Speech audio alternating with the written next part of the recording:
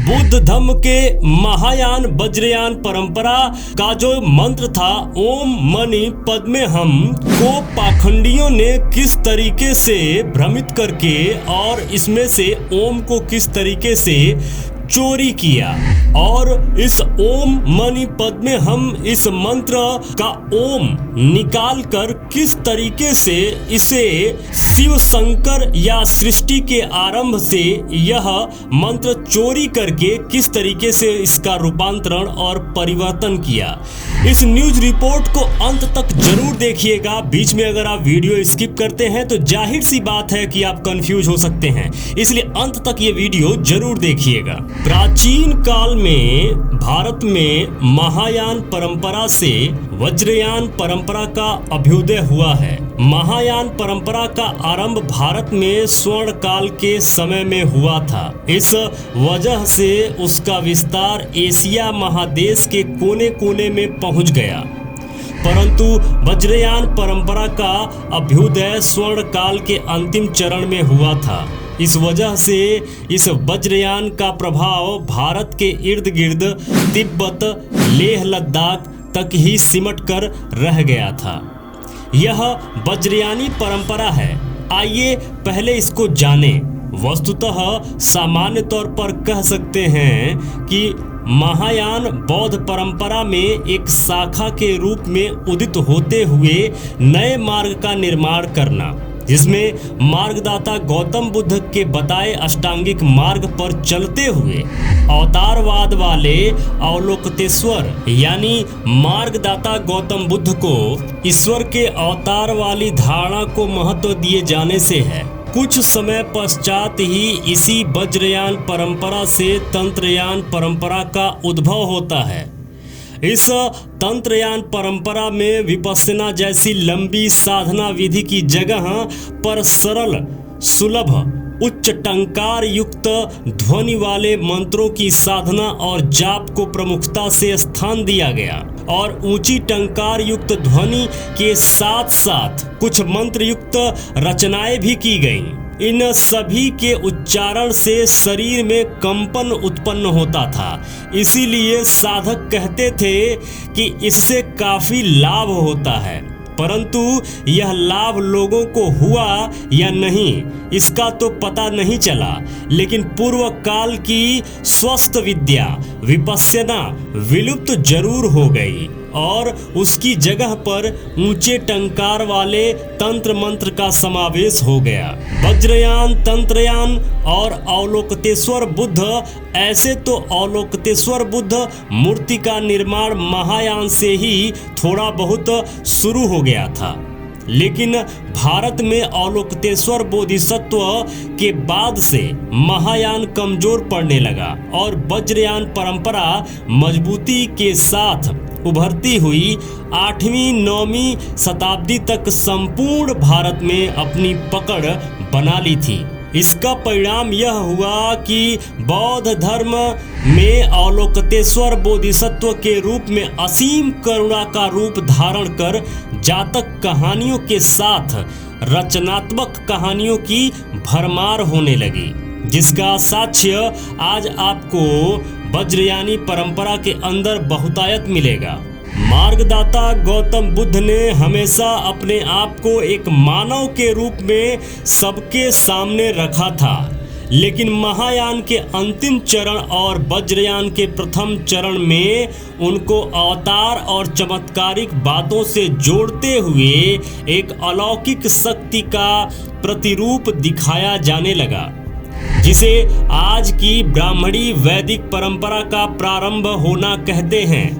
क्या लिखते हैं लेखक? इनके अनुसार जिसे आज की ब्राह्मणी वैदिक परंपरा का शुभारंभ होना कहते हैं, यानी इसी वज्रयान और तंत्रयान से ब्राह्मणी परंपरा का उदय हुआ है, ऐसा लिखना चाहते हैं लेखक। यानी अवतारवाद की परिकल्पना इसी काल से शुरू हुई।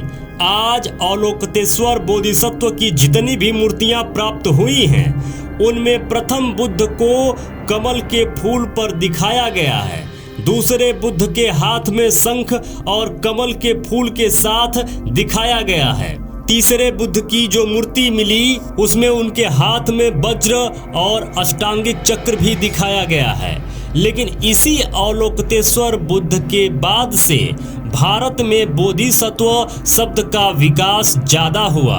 बोधिसत्व यानी मार्गदाता गौतम बुद्ध की बताई गई 10 पारमिताओं का जो पूर्ण रूप से पालन करते हुए अपने अंदर मनोसात कर लेता है, उसे बोधिसत्व का दर्जा प्राप्त हो जाता है और आगे चलकर यह बोधिसत्व बुद्धत्व को प्राप्त कर लेगा।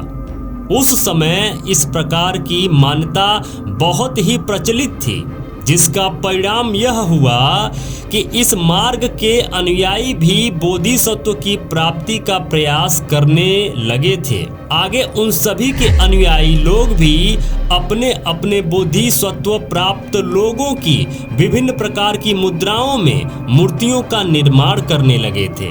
जैसे हाथ में जल पात्र की मुद्रा, हाथ में कमल फूल मुद्रा, हाथ में वज्र शक्ति मुद्रा, हाथ में धम्म चक्र की मुद्रा, हाथ में शंख की मुद्रा, अनगिनत हाथ की मुद्रा, कमर से तिरछी मुद्रा, गले से मुड़ी हुई मुद्रा, नितंब से तिरछी मुद्रा। इस प्रकार की मूर्ति को आप देख सकते हैं, आपके स्क्रीन पर दिखाया जा रहा है। इसके बाद से ही बुद्ध और बोधिसत्व की मूर्ति में आज की ब्राह्मणी संस्कृति की देवी देवता वाली बनावट की झलक देखने को मिलने लगी थी। इन्हीं मूर्तियों को बदल कर कन्वर्ट करके या अपना कहकर वैदिक संस्कृति या फिर हिंदू धर्म के देवी देवताओं का निर्माण हुआ। इन सभी बोधिसत्वों की मूर्ति के नीचे एक मंत्र लिखा हुआ मिलता था, ओम मणि पद्मे हम लिखा हुआ मिलता है।